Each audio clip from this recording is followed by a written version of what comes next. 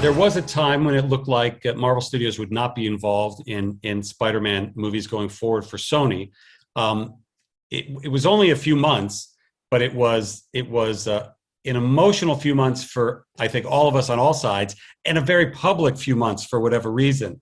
But yes, I had thought if it were going, I always want to look at the bright side, and the bright side was we got to make two great Spider-Man movies with Amy Pascal and John Watts and Tom Rothman and Tom Holland.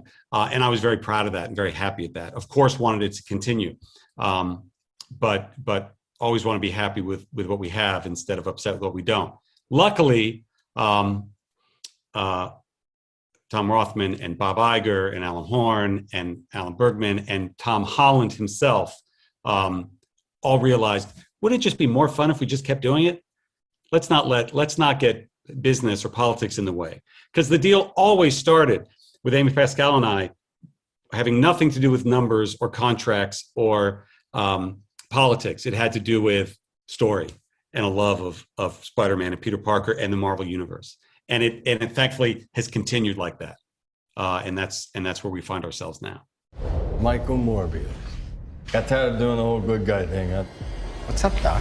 I don't want to obviously talk about rumors or speculation on what could happen, what couldn't happen, as it relates to any characters that Marvel Studios hasn't brought to the screen yet. But I will say what I've always said, which is, having been at Marvel for 20 years, I wouldn't dismiss anything, or I wouldn't rule anything out. When and how and where remains to be seen. It could be, any rumor that you read online could happen anytime between tomorrow and never.